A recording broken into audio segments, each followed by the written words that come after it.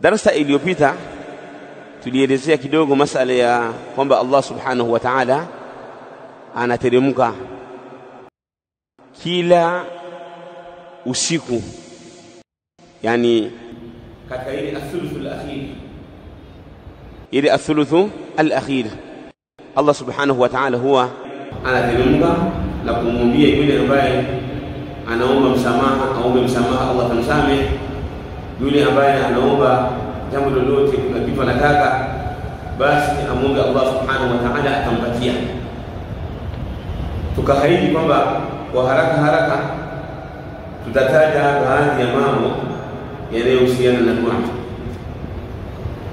Dua, ndugu zangu, imegawanyika sehemu mbili.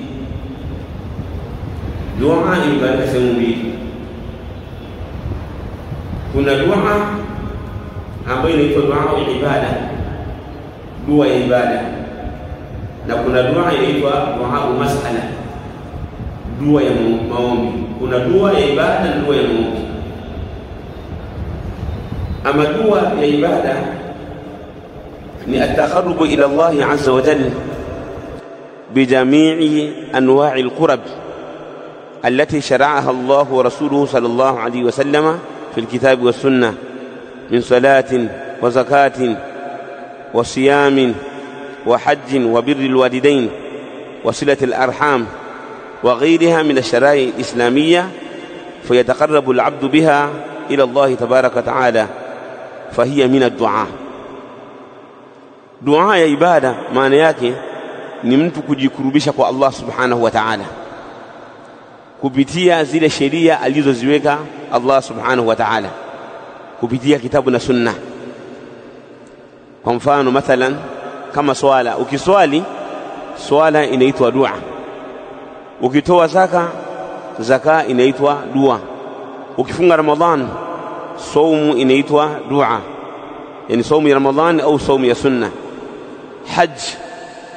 Hija inaitwa dua, kuwafanyia wema wazazi wawili inaitwa dua, kuwaunga udugu ndugu zako inaitwa ni dua.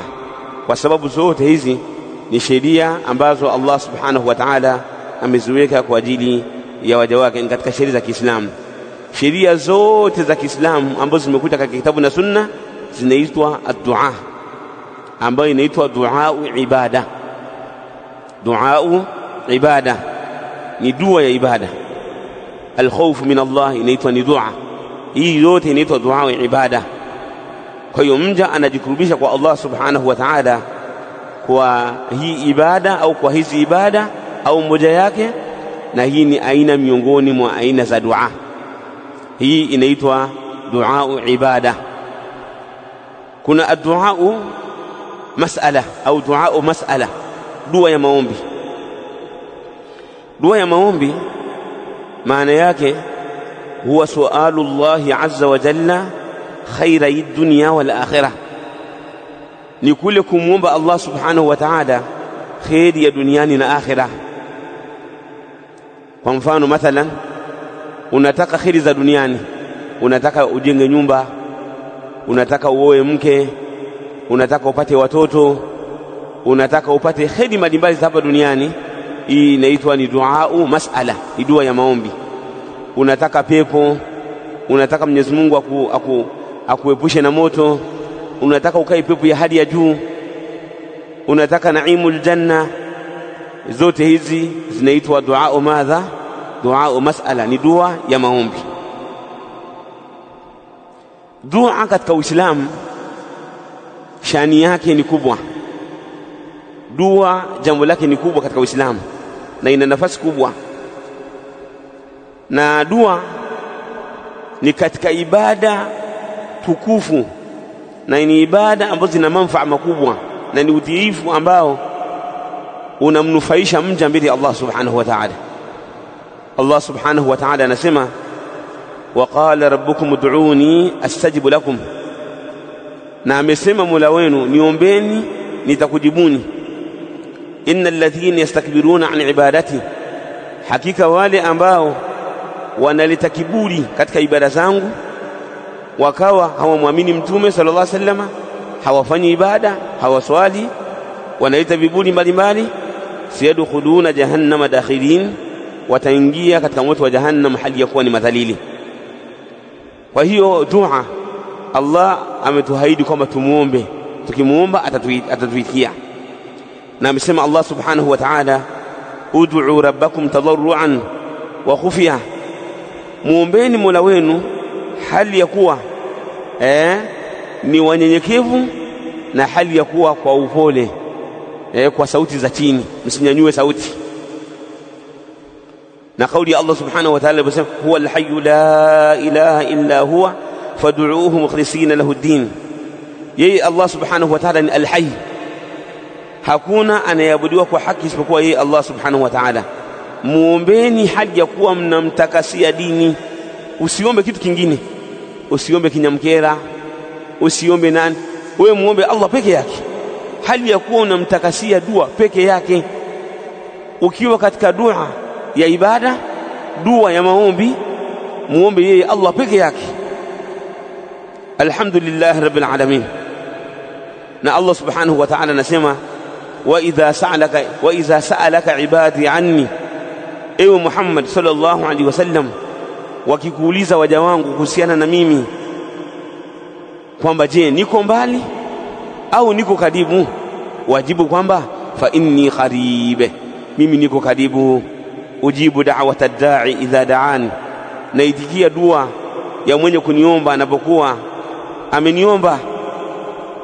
Na masahabu wa Mtume sallallahu alaihi wasallam walimuuliza Mtume alayhi salatu wasalam, wakasema, ya Rasulullah, hivi Mola wetu yuko mbali tumwite au yuko karibu tumnongoneze? Kwa maana mtu aliyekuwa mbali anaitwa, unatumia sauti ya juu, na mtu ambaye yuko karibu unazungumza sauti ya kawaida. Sasa wao wanamuuliza, ya Rasulullah, je, Mola wetu yuko mbali tutumie sauti za juu kumuita, kumwambia matakwa yetu na matatizo yetu, au Mola wetu yuko karibu? Allah subhanahu wa ta'ala akaiteremsha hii aya, wa idha sa'alaka ibadi anni, ikiwa watakuuliza waja wangu kuhusiana na mimi kwamba je, niko mbali waniite au niko karibu waninongoneze, fa inni qarib, kwa hakika mimi niko karibu. Ujibu da'wata ad-da'i idha da'an, naitikia dua ya mwenye kuniomba anapokuwa ameniomba. Kwa hiyo falyastajibuli, na nyinyi madamu mnataka niwaitikie dua zenu, itikieni wito wangu, mtekeleze sheria zangu, muachani na makatazo yangu. Waliu'minu bihi, na waniaminini, tumwamini Allah subhanahu wa ta'ala. Kiwa tunafanya hivyo, la'allahum yarshudun, kwa hakika kabisa watakuwa ni wenye kuongoka, watakuwa ni wenye kupata miongozo ilikuwa mizuri, watakuwa ni wenye kusimama sawa sawa.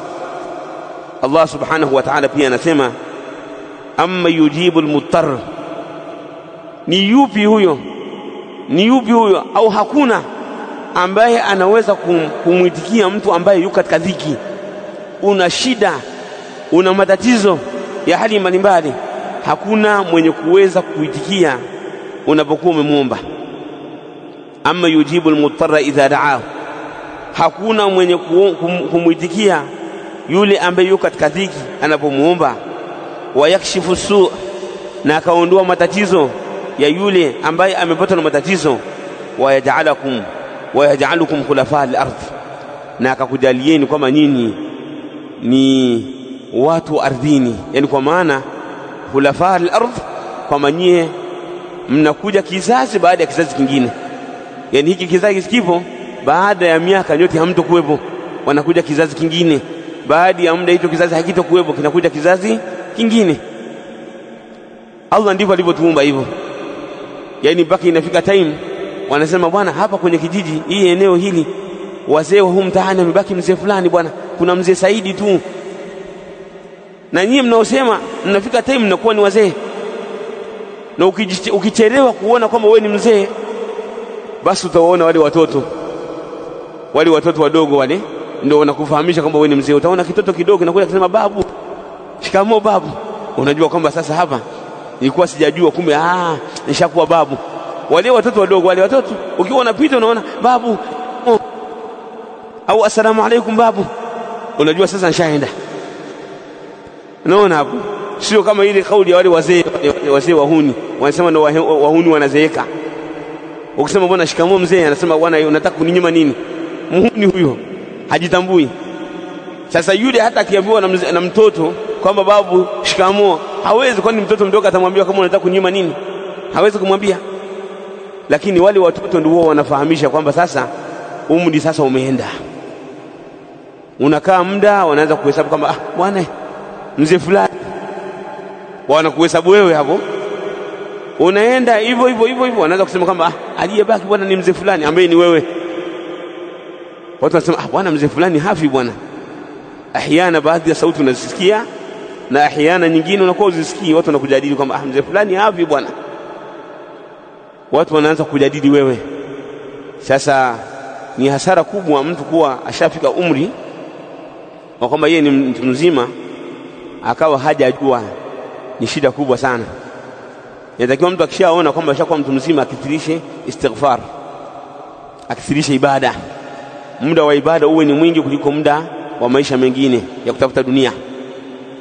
Kwa lengo la nini? Kwa lengo la kuitengeneza akhira yake na sehemu yake ambayo atafikia. Kwa hiyo almuhim kwamba Allah subhanahu wa ta'ala anatuelezea kwamba hakuna yoyote yule ambaye atamuitikia yule ambaye yuko katika dhiki isipokuwa yeye Allah subhanahu wa ta'ala.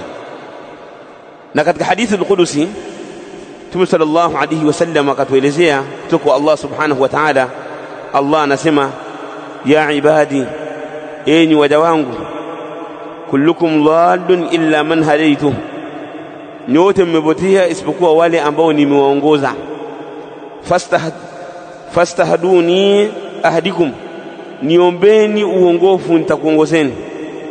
Ya ibadi kullukum jai'un illa man at'amtuh, nyote mna njaa isipokuwa yule ambaye nimempatia chakula. Fastat'imuni ut'imukum, niombeni mimi chakula nitakulisheni. Ya ibadi kullukum 'adin illa man kasawtuh, enyi waja wangu nyote mko uchi isipokuwa yule ambaye nimemvisha nikampa nguo. Fastaksuni aksukum, niombeni nguo nitakuvisheni. Ya ibadi, enyi waja wangu, innakum tukhti'una bil-layli wan-nahar, hakika nyinyi mnakosea usiku na mchana. Wa ana aghfiru dhunuba jami'a, na mimi nasamehe madhambi yote.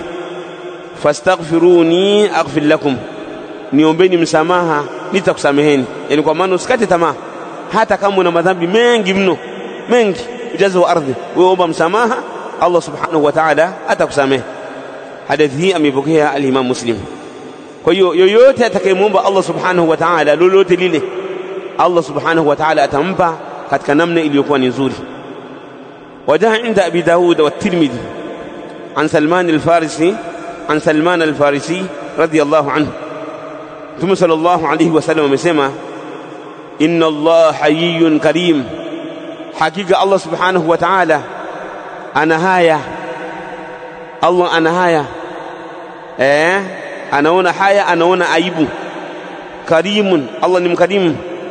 Yastahi idha rafa'a ar-rajulu ilayhi yadayhi, Allah huwa anaona aibu, anaona haya pale ambapo mtu anapokuwa amenyanyua mikono yake akiomba dua, ayarudahu ma sifra, kwamba hiyo mikono Allah airejeshe bure tu, hajaipa chochote. Miongoni mwa njia nzuri za kukubaliwa dua ni kuomba nini? Ni kunyanyua mikono. Allah anaona haya kutompa yule ambaye amemuomba hali ya kuwa amenyanyua mikono. Kwa hiyo Allah anaona haya. Kwa hiyo Allah, mtu akiomba akatumia zile njia nzuri za kuomba, Allah anamjibu yale ambayo ameomba. Lakini inawezekana iwa al-akhi al-habib ukamuomba Allah subhanahu wa ta'ala usijibiwe. Unaomba lakini hujajibiwa. Kwa nini tunaomba na wala hatujibiwi maombi yetu? Kuna baadhi ya sababu nyingi tu ambazo ukiwa nazo ukimwomba Allah subhanahu wa ta'ala hutojibiwa. Miongoni mwa sababu hizo ni akulul haram, kula vya haram, kula riziki ya haram, kama alivyosema Mtume sallallahu alayhi wasallam kuhusiana na bwana mmoja ambaye alikuwa amesafiri. Kusafiri, ukiwa umesafiri, yani safari ni sababu ya kujibiwa dua. Mtu akiwa katika matatizo au akiwa katika shida mbalimbali na taabu mbalimbali ni sababu ya kujibiwa dua. Sasa Mtume alimuelezea mtu ambaye ana sababu nyingi za kujibiwa dua, lakini aliomba dua na wala hakujibiwa, hakuitikiwa na Allah subhanahu wa ta'ala. Akamuelezea kwamba mtu huyu alikuwa safarini, tena safari ndefu, akawa ash'atha aghbara, nywele zake timtim, ana vumbi. Zote ni sababu za kujibiwa dua hizo. Lakini si hivyo tu, akanyanyua mikono yake ila sama kwa Allah subhanahu wa ta'ala, akasema ewe Mola wangu, ewe Mola wangu, lakini akawa hajajibiwa. Kwa nini? Kwa sababu wa mat'amuhu haramu, chakula chake anachokula ni cha haramu, wa mashrabuhu haramun, kinywaji chake anachokunywa ni cha haramu, wa ghudhiya bil haram, yeye mwenyewe ameleleka katika haramu, zile dawa nini kadha na kadha yote ni vya haramu. Mtume sallallahu alaihi wasallam asema fa anna yustajaba lidhalika, hivi mtu kama huyo anaweza kuitikia dua? Miamala yake ni ya michongo, yote ni haramu, anakula haramu, maisha yake anayoishi ni haramu. Huyu ataomba dua, atajibiwa kweli dua yake? Kwa hiyo miongoni mwa sababu za kutojibiwa dua ni mtu kula mali ya haramu. Anasema Yusuf katika wana maulama, Yusuf ibn Asbat anasema qad balaghana anna du'a al-'abd yuhbasu 'ani as-sama'i bisu'i al-mat'am. Amesema imetufikiwa kwamba dua ya mja inazuiwa mbinguni, kwa maana anakuwa hajibiwi yale aliyoomba kwa sababu ya chakula cha haramu. Chakula cha haramu kinazuia.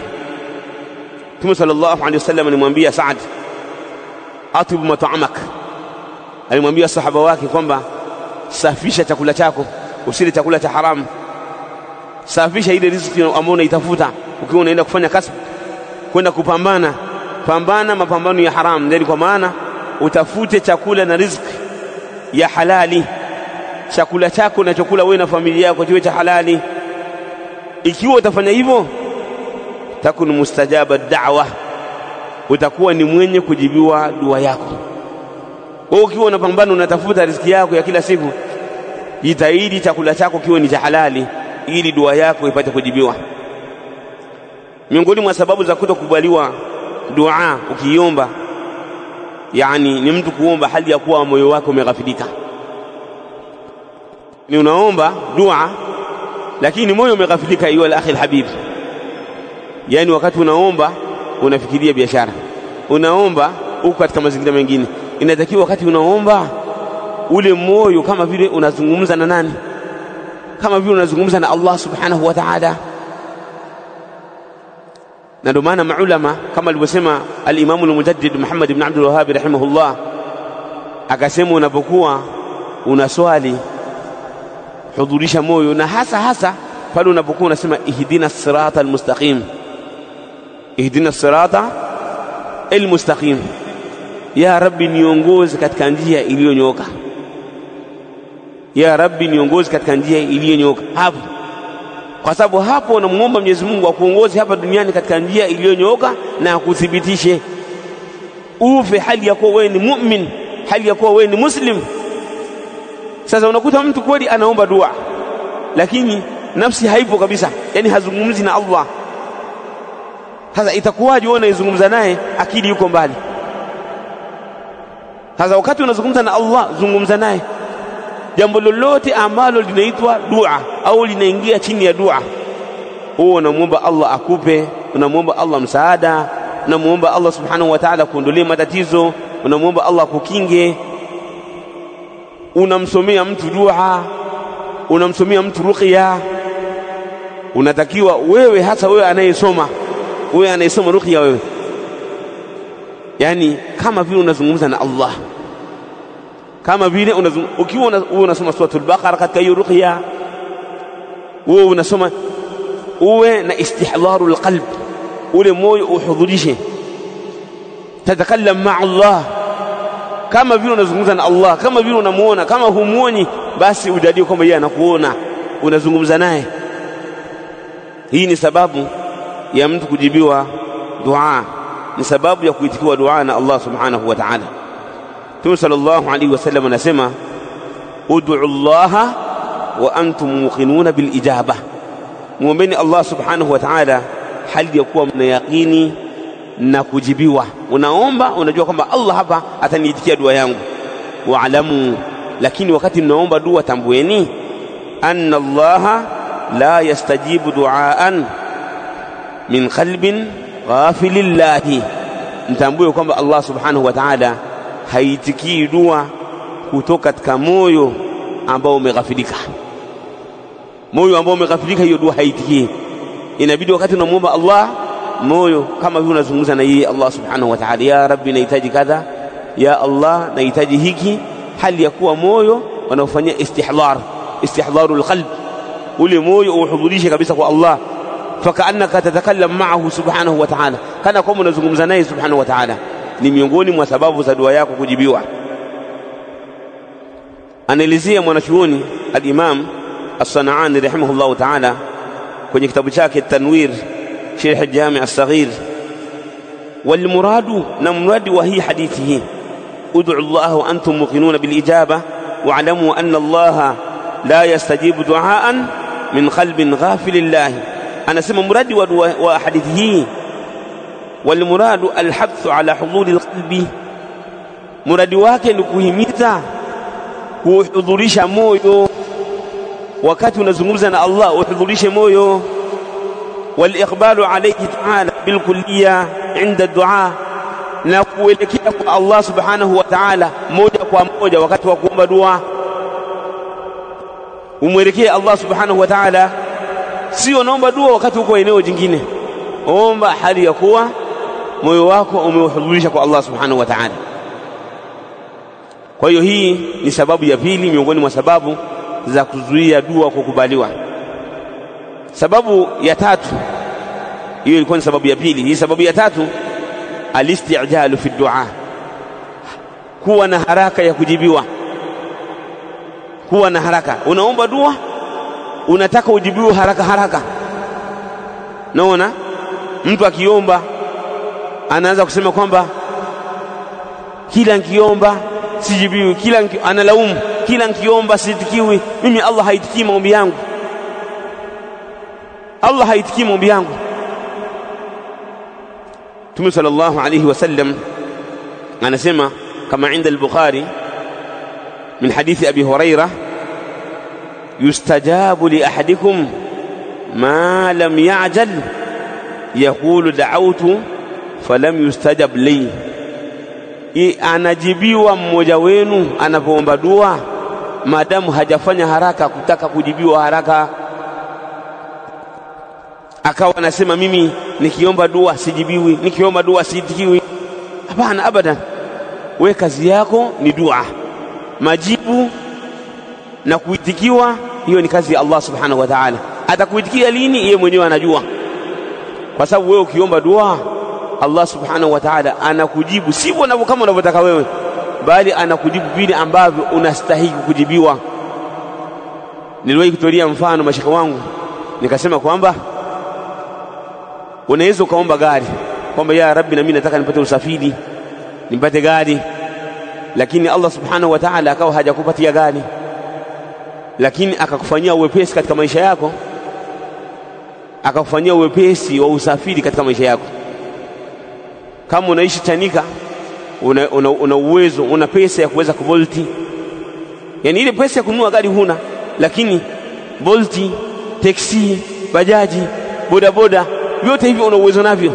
Sawa sawa unasafiri mwenyewe au familia yako.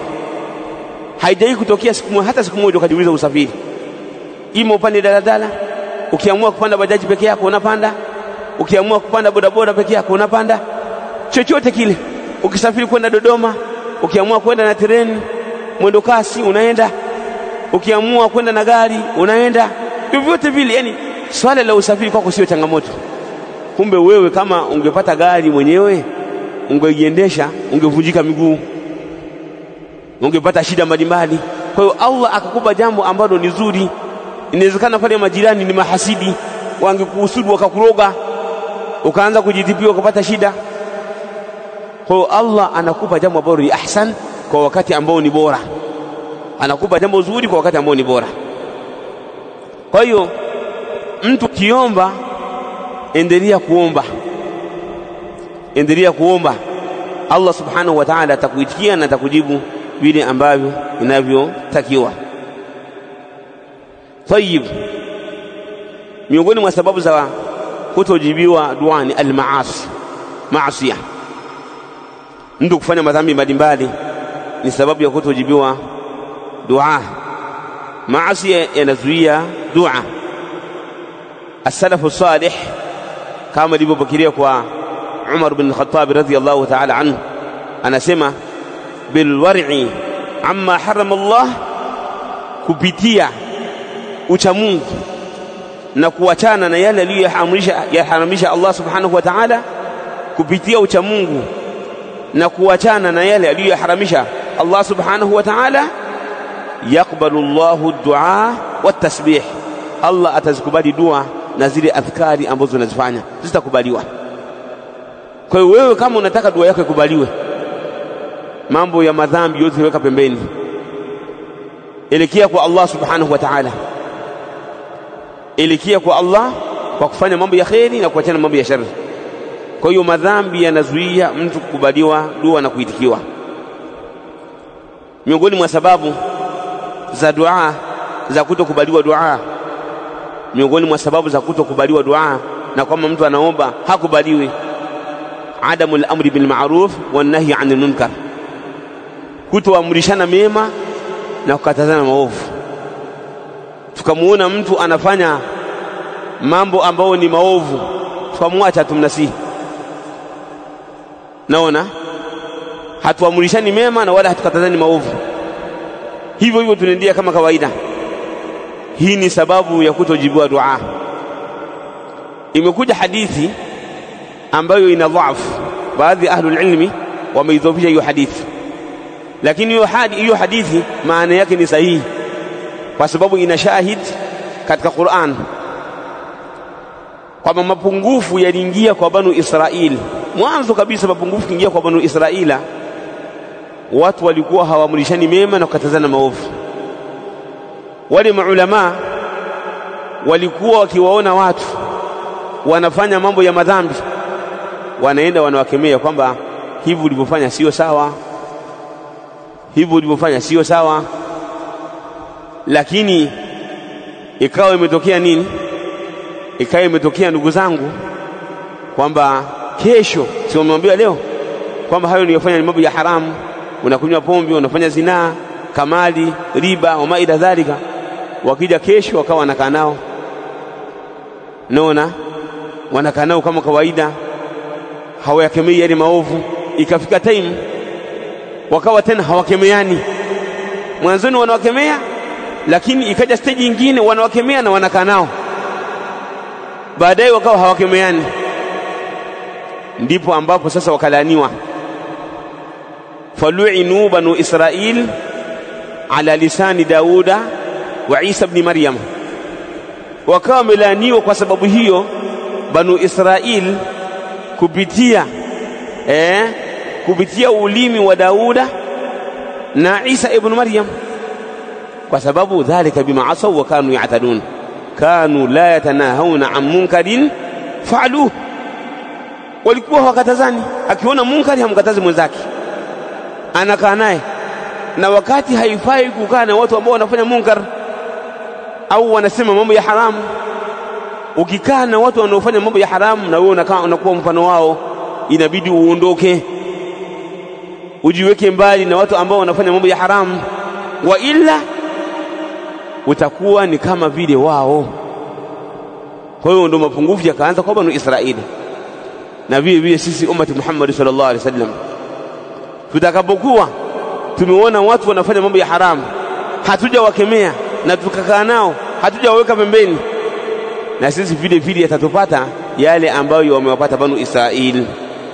Mtume sallallahu alaihi wasallama anasema la ta'murunna bil ma'ruf, wallahi kwa hakika kabisa lazima muamrishane mema, wala tanhauna 'anil munkar, na kwa hakika kabisa lazima mkatazane mambo ya munkar, mambo ya haramu. Au la yushikanna Allahu an yab'atha iqaban alaykum iqaban min 'indi, au itakadibia kama mjafanya hivyo Allah atakushushieni adhabu kutoka kwake yeye Allah. Thumma tad'unahu fala yustajaba lakum, kisha mtakuwa mnamuomba Allah subhanahu wa ta'ala dua na maombi mbalimbali, hakuitikieni. Mnaanza kulalamika kama tukiomba dua haziendi, Allah tuitikii. Lakini kwa nini hamuitikiwi ndugu zangu? Hamuitikiwi kwa sababu hamuamrishani mema na wala hamkatazani maovu. Wakija watu waovu mnakaa nao mpaka inafika time na muda unaingia kwenye baa, wewe una soda na yeye ana pombe, wewe una soda na huyu ana pombe. Mtu anakupa mauidha, bwana mbona nimeona unatoka baa? Bwana mimi nilikuwa na rafiki zangu pale, mimi sijanywa pombe, mimi sijanywa pombe kabisa, mimi nilikuwa nakunywa soda, wao wanakunywa nini? Unakaaje na watu waovu? Yani ni maeneo ambayo hayafai kwa Muislamu kukaa maeneo kama hayo. Haifai kukaa maeneo ambayo yana shari, maeneo ambao wanazunguka mashaitani. Haifai Muislamu kukaa, la yajuz. Lakini haya yanakuja kwa stage mbalimbali na kwa hatua mbalimbali. Mwanzoni wewe unaswali, mwenzako aswali, anakunywa pombe na kadha, lakini mnakaa pamoja na ni rafiki yako, wama ila dhalika, na wala humkemei. Hiyo ni stage ya pili. Mara unakaa kidogo, anakuambia bwana twende bwana ukanywe bwana, tukanywe pamoja. Unasema bwana pombe ni haramu. Anakuambia bwana mimi nitakunywa, nakunywa pombe, wewe unakunywa nini? Unakunywa soda au unakunywa maji, hamna shida kabisa. Mnaenda hivyo utajikuta na wewe unaonja kidogo, unapotea. Naona anakuvuta katika shari. Almar'u ala dini khalili, mtu anakuwa katika dini ya rafiki yake. Na ndio maana Mtume sallallahu alayhi wasallam akasema falyanzur ahadukum man yukhalilu, kila mmoja atazame anachanganyikana na nani. Angalie yule rafiki unayefanya naye urafiki. Sababu za kutojibiwa dua ni nyingi mno, sababu za kutojibiwa dua ni nyingi mno, lakini kwa siku ya leo tutosheke na hizi, kila mmoja azitie katika matendo yake ya kila siku, na tusome kama kawaida kama tunavyosoma katika kitabu chetu hiki katika masala ya imani.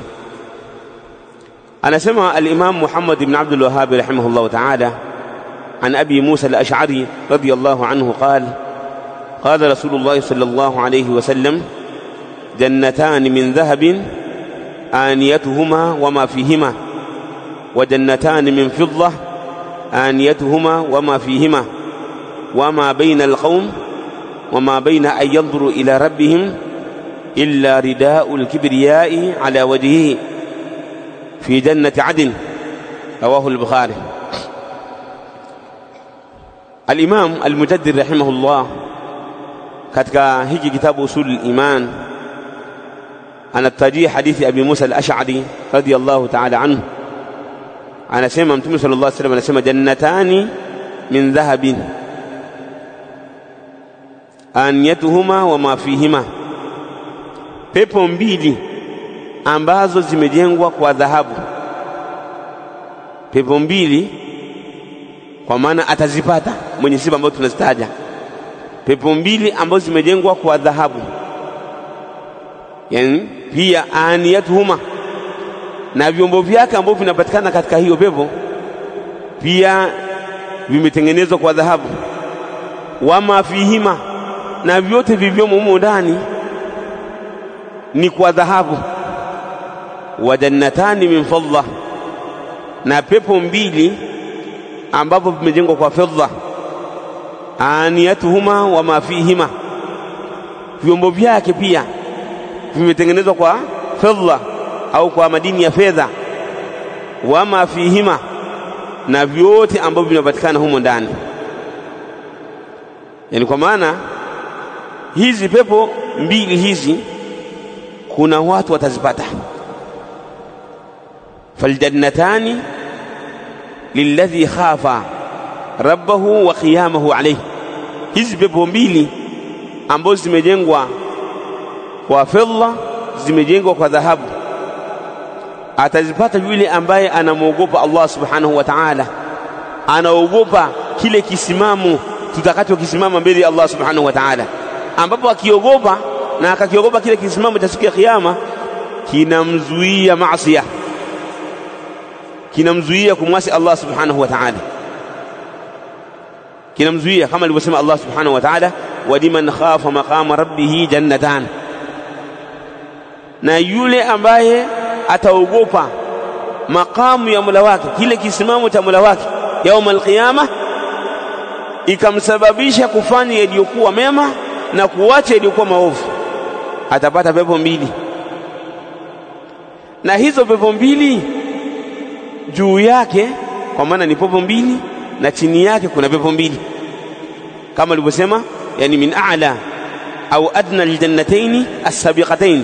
Yani katika hizi pepo mbili zilizotangulia kuna pepo nyingine tena mbili, kama wa min dunihima jannatan, na pia chini yake kuna nini? Kuna pepo mbili. Anazipata nani? Anazipata yule ambaye ameishi katika taa, katika kumtii Allah subhanahu wa ta'ala, na katika kuachana na yote ambayo Allah ameyaharamisha. Anaendelea Mtume sallallahu alaihi wasallam, wama baina alqaum, na yale ambayo yanapatikana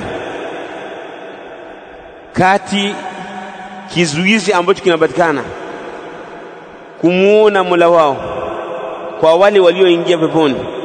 Wama baina alqaum, na yale ambayo yako kati ya watu, wa baina ayanzuru ila rabbihim, na kati ya kumuona Mola wao, yani kile kizuizi ambacho kimezuia watu walioingia peponi kumuona Mola wao, illa ridaul kibriya, isipokuwa ni kile kikoi, lile shuka la kibri cha Allah subhanahu wa ta'ala. Allah ni dhul kibriyai wal azama, Allah ni mwenye kiburi, ni mwenye ukubwa.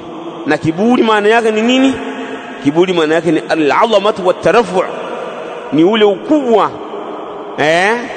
na kule kuwa juu, kwamba yeye Allah yuko juu. Kwa hiyo kinachozuia ni hicho, illa ridaul kibriyai ala wajhi, isipokuwa ule ukubwa na utukufu ambao unapatikana katika uso wake yeye Allah subhanahu wa ta'ala, ile kiburi au al-kibriya. Fi jannati adan, katika pepo ya Aden, pepo ya kuishi milele. Jannatu aden yani jannatu iqama, pepo ya milele. Rawahu al-Bukhari. Ayuha al-ahibba, ar-rida, kuna kitu kinaitwa ar-rida na al-izara. Jayyid, kuna kitu kinaitwa ar-rida na kuna kitu kinaitwa nini? Al-izara. Ar-rida ni kile kikoi cha kufunga kiunoni kuanzia katika nusu ya mwanadamu, hicho kinaitwa al-izara. Na ar-rida ni kile kikoi au ile nguo ya kujifunika juu ya mwili wa binadamu, isipokuwa kichwa, yani kwa maana kichwa, uso, yani kwa maana kinaishia katika mabega, kama mnavyowaona mahujaji, kama mnavyowaona ndugu zetu Masai. Kile kikoi cha chini ni izara, na kile cha kujifunika juu kinaitwa nini? Rida. Sasa hapa tumeona kwamba Allah subhanahu wa ta'ala kwenye sifa zake ana kitu kinaitwa izara na ana kitu kinaitwa rida. Sawa? Rida na izara kwa tafsiri ya kibinadamu ni kile kinachofunika mwili wa binadamu, kwamba izara inafunika nusu ya kwanza ya binadamu ya chini, na rida ni nguo ambayo inafunika juu ya nini? Ya binadamu, isipokuwa kichwa na uso wa maila dhalika, yani mpaka kwenye mabega.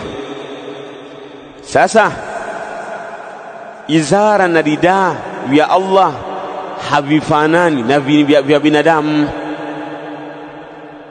Izara na ridaa ambavyo ni vyake yeye Allah sio kama vya binadamu, vya viumbe, vinatofautiana.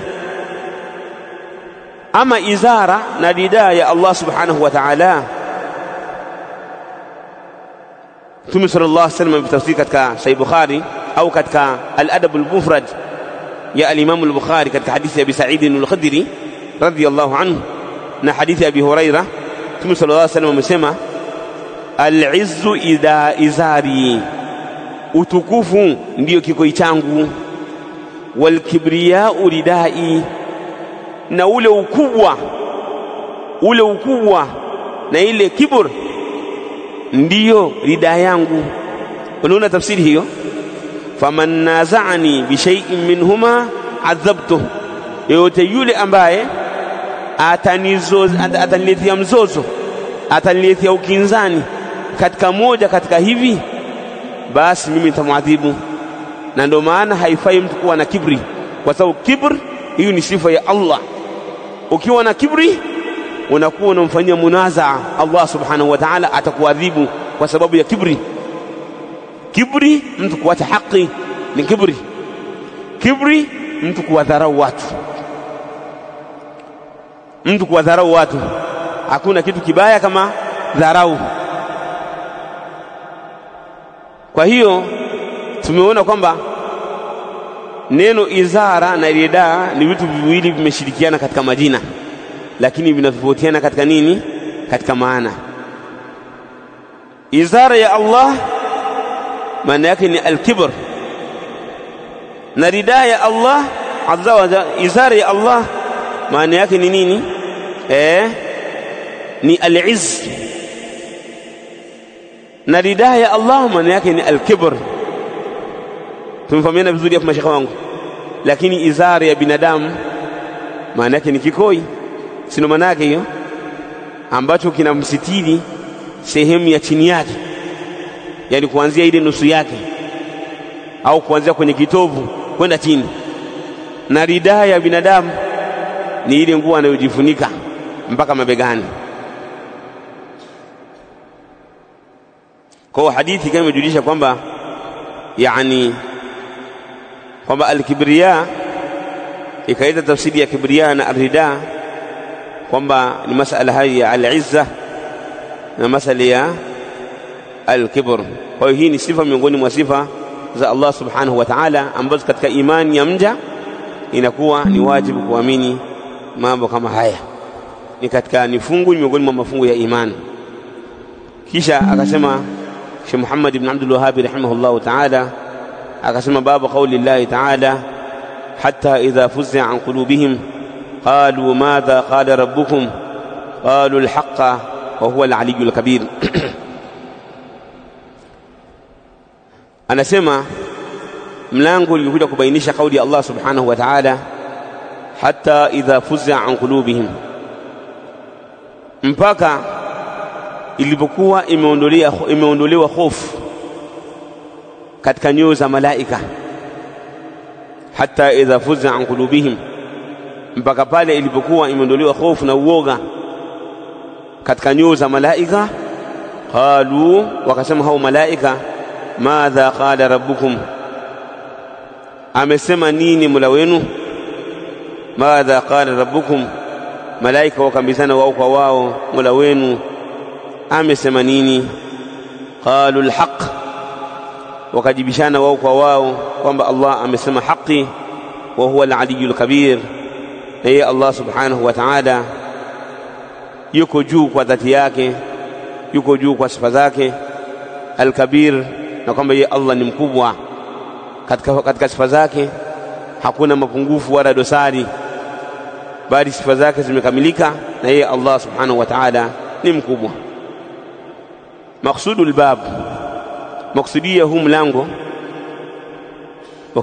mlango butulanu ibadati almalaika wa ghairihim, kuna kubatilisha ibada za malaika na wengineo. ma anna almalaikata aqwa wa a'zam min abadati man ubida min dunillah, pamoja kama malaika wana nguvu na ni viumbe wakubwa kuliko viumbe wote ambao wanaabudiwa kinyume cha Allah. Yani viumbe wote ambao wanaabudiwa kinyume cha Allah, kiumbe ambaye ana nguvu kuliko viumbe wengine ni malaika, na kiumbe ambao yani mwili wake ni mkubwa ni malaika. Malaika ni viumbe ambao mili yao ni mikubwa. Tushawasoma huko nyuma, tumeelezea, lakini huko mbele inshallah zitakuja hadithi zinaelezea malaika ule ukubwa wake. Tutakuja kuona namna ambavyo ni wakubwa mno. Yani nikisema ni wakubwa sikusudii kwamba ni wakubwa kwamba kiumbe jina, na kusudia kwamba mili yao. Wewe fikiria mkubwa wa malaika Jibril, mtume alipomuona hapa duniani akaangalia juu, mtume sallallahu alaihi wasallam alimuona Jibril wakati amesambaza, yani akiwa katika yale maumbile yake mwenyewe bila kujibadilisha. Mtume alipoangalia juu hakuona mbingu, isipokuwa alimuona Jibril qad sadda al-ufuq, yani sehemu yote nzima imetanda Jibril, sehemu yote. Yani alipoangalia juu hakuona kabisa mbingu, yani anamuona Jibril qad sadda madha, amezuia anga kabisa. Huyo ni Jibril ambaye ni kiongozi wa malaika. Tutakuja kumuona huko mbele Mikail yukoje, tutakuja kumuona Israfil. Wote tutakuja kuwaona wale malaika namna walivyo, yani walivyokuwa mili yao ni mikubwa. Pamoja na huo ukubwa wa mili yao, yani ni kiumbe ambao ni mkubwa sana pamoja na ukubwa wake, lakini Allah subhanahu wa ta'ala akizungumza, yule malaika akisikia ile sauti ya Allah anaanguka chini, anazimia. Anaanguka chini, anazimia. Malaika wote wanazimia wote. Anakuwa wa kwanza kunyanyuka ni Jibril, yani wakishazimia pale wa kwanza kabisa kunyanyuka anakuwa ni Jibril ambaye ni mkubwa sana kuliko wote. Akishanyanyuka wale malaika wanamuuliza, wanasema madha qala rabbuna ya Jibril, amesema nini Mola wetu ewe Jibril? Jibrilu anawajibu, anasema qala alhaqa wa huwa al-aliyyul kabir, Allah amesema kweli na yeye yuko juu kwa sifa zake, ni mkamilifu kwa sifa zake, na yeye ni mkubwa, Allah subhanahu wa ta'ala. Sasa mtu ambaye au kitu ambacho kina sifa ya kuzimia, kina sifa ya kulala, kina sifa ya kufa, kina sifa ya kughafilika, hicho kitu hakifai kuabudiwa. Kitu ambacho kina sifa ya kuabudiwa ni kile ambacho kimesimama chenyewe, hakianguki, hakizimii, hakifi. Hizi ni sifa miongoni mwa sifa za uungu. Yoyote ambaye hana sifa miongoni mwa sifa hizi sifa hazijajikusanya kwake, huyu hana sifa ya kuabudiwa. Sasa malaika pamoja na nguvu zao walizokuwa nazo na mili yao kama ni mikubwa, ni wakubwa kimwili na ni wakubwa kwa maana wana nguvu, lakini bado wanazimia. Kwa hiyo haifai kuabudu hao malaika. Wa mimbabi aula ndio kuabudu mitume, kama wale ambao wanamwabudu Isa. Na hayo ni maajabu yalikuwa makubwa. Wanaomwabudu Isa Yesu wanamwabudu na wanaitakidi kwamba alikufa. Yani sisi imani yetu Waislamu mpaka sasa hivi Nabiiullah Isa hajafa mpaka sasa. Tumeelewana vizuri hapo? Yani mpaka sasa kwa imani yetu ya Uislamu, kwa mujibu wa Qur'an na Sunna, Isa alayhi salatu wasalam hajafa, na akhiru zaman Isa atarudi, atakuja. Sasa Wakristo wanaamini kwamba Yesu alikufa, ndivyo wanavyoamini. Sasa kama alikufa, dunia ilibaki inaendeshwa na nani? Na wakati yeye mnaitakidi kwamba ni Mungu. Kama alipigwa msalabani. Sasa inakuwaje hiyo? Yani mpaka viumbe wanamshika Mungu wao, yani viumbe wanamshika Mungu wao, wanampiga na kumpiga msumari. Sasa huyu Mungu ataweza kuwasaidia wengine? Yani Mungu ambaye amepigwa msumari ataweza kuwasaidia wengine? Ataweza kuyaondoa mapepo? Huyu Mungu aliyepigwa msumari, huyu mtu akiwa na mapepo utaweza kumuombea? Yeye ameshindwa mwenyewe kuwazuia na kujikinga mwenyewe, ataweza? Yani wanadamu wamempiga msumari, je, na hayo mapepo atayaweza? Sasa hapo habaki isipokuwa Rabbul Alamin, Allah. Hakuna kiumbe chochote kile wala mtume yoyote wala wale ulul azm min ar-rusul haifai kumwabudu mtu yoyote wala mtume yoyote wala nabii yoyote wala malaika. Anayeabudiwa tu ni mtu mmoja, anayeabudiwa ni kitu kimoja ambaye ni nani? Ni Allah.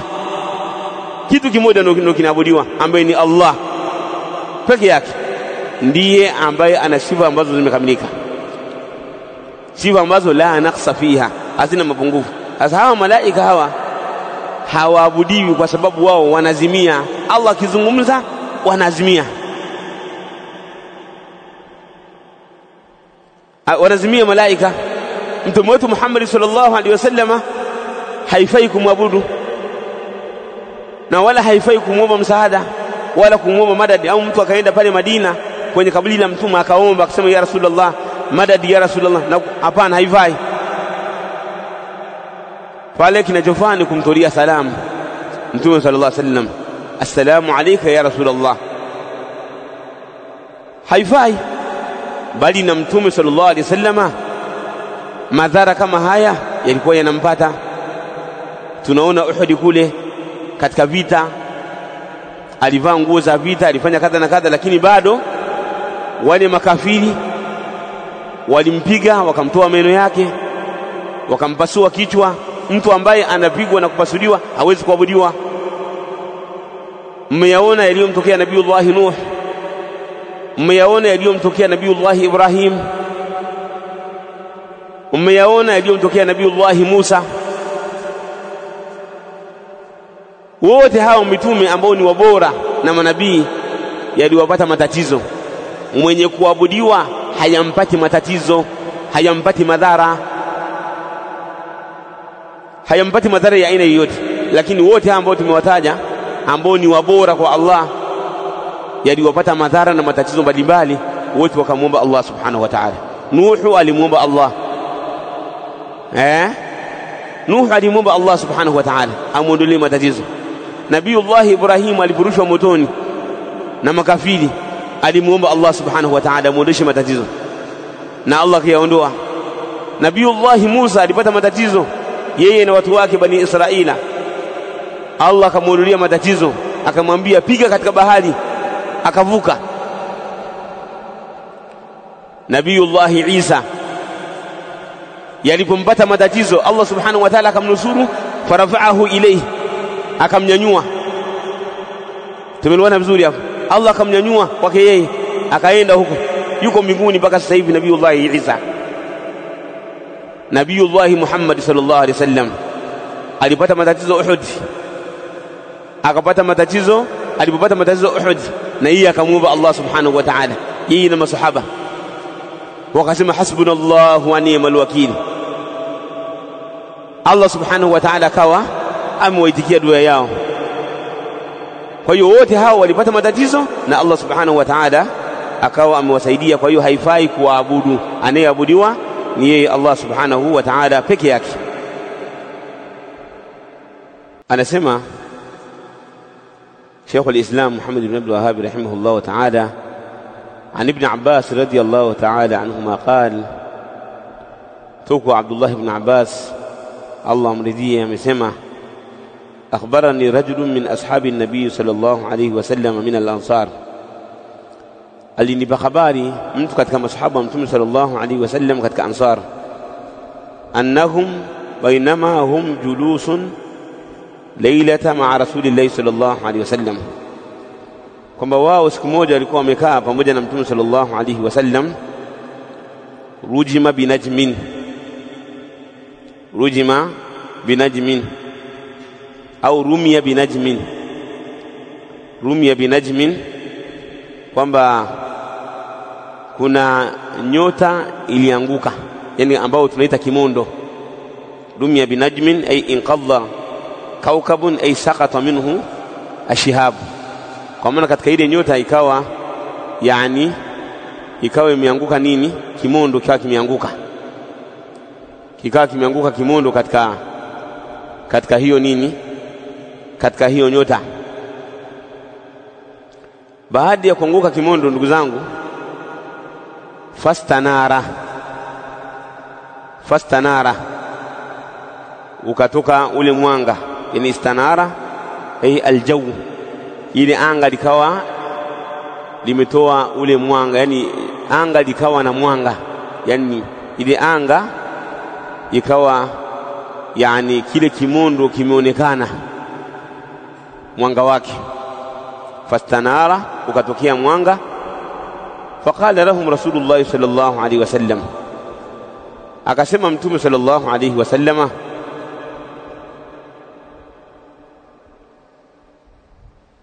Mtume sallallahu alaihi wasallam akawa amesema kuambia masahaba, madha kuntum taquluna fil jahiliya, mlikuwa mnasema nini katika zama za jahiliya? Yani mnapokuwa mmeona kimondo kimetokea, mnasemaje zile zama za jahiliya kabla ya Uislamu? Idha mia bimithli hadha, inapokuwa imepigwa mfano wa hii, yani kwa maana kimondo kimeruka. Qalu Allahu wa rasuluhu alam, Allah na mtume wake ni wajuzi. Kunna naqulu ulida al-laylata rajulun adhim, sisi tulikuwa tunasema kwamba usiku wa leo amezaliwa mtu mkubwa. Wa mata rajulun adhim, na ima au amekufa mtu mmoja, ima amezaliwa mtu mkubwa na amezaliwa mtu mkubwa. Ndivyo tulikuwa tunasema, yani kwa maana wakiona kile kimondo wanasema mtu mkubwa kazaliwa, mtu mkubwa amekufa. Faqala Rasulullah sallallahu alaihi wasallam, akasema Mtume sallallahu alaihi wasallama, fa innaha la yurma biha limauti ahadin wala lihayati, hakika kimondo hakirushwi kwa sababu ya kufa kwa mtu fulani au kuzaliwa kwa mtu fulani, abadan. Walakin rabbuna tabarak wa ta'ala ismuhu, lakini Mola wetu ambaye limetakasika jina lake na limekuwa kubwa, idha qalla amran sabbah hamalatul arsh, anapokuwa amepitisha jambo kwamba lazima lipite na litokee, basi wale malaika hamalatul arshi huwa wanasema subhanallah na kufanya adhkari mbalimbali. Wanasema subhanallah, wanatoa tasbih wale malaika ambao wamebeba arsh. Thumma sabbaha ahadu samai, kisha wanatoa tasbihi watu wa mbinguni, alladhi yalunahu, ambao wanafuatia, hatta yablugha at-tasbihu, mpaka zile sauti za tasbih za kusema subhanallah zinafika ahla hadhihi samai dunya, zinafika katika kwa wale watu wanaoishi katika uwingu wa dunia, zinafika zile sauti. Fayastakbiru ba'du ahli samawati ba'dhuhum ba'dha, yani kwa maana sabbaha hamalatul arshi, kwa maana wale hamalatul arshi wanatoa tasbih, wanasema subhanallah, hali ya kuwa wao wako katika mbingu ya 7, wanasikia wale wa mbingu ya 6 na wao wanasema subhanallah, na mbingu ya 5 wanasikia wanasema subhanallah, mbingu ya 4 subhanallah, mbingu ya 3 na wanasema subhanallah, mbingu ya 2 mpaka mbingu ya 1, hivyo wanakuwa wanasema subhanallah. Thumma qala, kisha akasema Mtume sallallahu alaihi wasallam, alladhi yaluna hamalatal arshi li hamalatil arshi, kisha wanaisema hiyo tasbihi wale wanaofuatia ile mbingu ambayo wanaishi, wale wanaobeba arshi, ambao wanaoishi katika mbingu, wale wanaoishi katika mbingu yani wale hamalatul arshi wako mbingu ya 7. Kwa hiyo wanaoifuatia ni wale wanaoishi katika mbingu ya 6. Kwa hiyo wakisema wale waliokuwa katika mbingu ya 7 ambao ni hamalatul arshi ambao wako katika mbingu ya 7 watawasikia wale waliokuwa katika mbingu ya 6 na wao wanatoa tasbih. Wakiwasikia sasa baadaye wanawaambia wale katika ile mbingu inayofuatia. Wale wa mbingu ya kwanza wanawaambia wa mbingu ya pili. Wa mbingu ya pili wanawaambia wa mbingu ya tatu. Wa mbingu ya tatu wanawaambia wa mbingu ya 4. Wa mbingu ya 4 wanawauliza wa mbingu ya 5, na wa mbingu ya 5 wanauliza wa mbingu ya 6, na wa mbingu ya 6 wanauliza wa mbingu ya 7 ambao ni hamalatul arsh. Wanaambia madha qala rabbukum, amesema nini Mola wenu? Fayukhbirunahum madha qala, wanawapa habari kwamba Mola wenu amesema nini. Wanasema qala fayastakhbiru ba'dhu ahli as-samawati ba'dha, wanapeana taarifa wao kwa wao watu wa mbinguni. Hatta yablughu al-khabaru hadhi samaa ad-dunya, mpaka hii habari ya yale aliyosema Allah inafika katika wingu wa dunia. Hapo sasa fatakhtafu al-jinnu as-sam'a, wale majini ambao wanaiba habari wanaziiba na wao wanasikia, kwa sababu wao wanakuwa kwenye uwingu wa dunia, chini yake wanasikia zile sauti kwamba Allah kasema nini. Fayakadhifuna ila awliyaihim, zile habari wanazitupa na kuzipeleka kwa wale watu wao, wale makuhani alkahana, wale makuhani wale waganga wa kishirikina wanapewa habari na majini. Famajau bihi ala wajhihi fahuwa haq, yale ambayo majini wanakuja nayo katika waji wa haki wakasema kama walivyoyasikia inakuwa ni haki. Walakinnahum,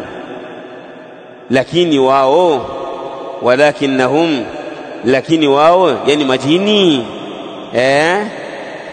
anasema yakrifuna fihi, wanakuwa wanaongezea, wanachanganya uongo na ukweli. Wayazidun, na wanakuwa wanaongezea,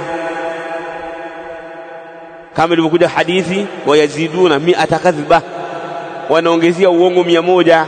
Yani ile haki moja uliyosikia anaongezea uongo 100. Fama ja'u bihi ala haqqin ala wajhihi fa huwa haqqun walakinnahum yaqrifuna fihi wa yazidun, lakini wao wanachanganya, wanaongezea uongo na wanaongezea uongo mara 100. Rawahu Muslim wa Tirmidhi wa An-Nasa'i. Hadithi hii imepokea Imam Muslim na Imam Tirmidhi na An-Nasa'i. Pia hadithi ya An-Nawas ibn Sam'an radhiyallahu ta'ala anhu, hadithi insha Allah tabaraka wa ta'ala ambayo inakamilisha hii biidhnillah subhanahu wa ta'ala, kwa sababu naona muda wa swala umekaribia au umefika. Inshallah taendelea nao katika darasa itakayofuatia. Hii hadithi ya An-Nawas ibn Sam'an radhiyallahu ta'ala anhu ambayo inakuwa inakamilisha hadithi hii biidhnillah azza wa jalla. Wallahu ta'ala alam, wa sallallahu wa sallam wa baraka ala sayyidina Muhammad wa ala alihi wa sahbihi ajma'in, walhamdulillahi rabbil alamin. Hii ni Wajawema Online TV. Hapa ni elimu tu.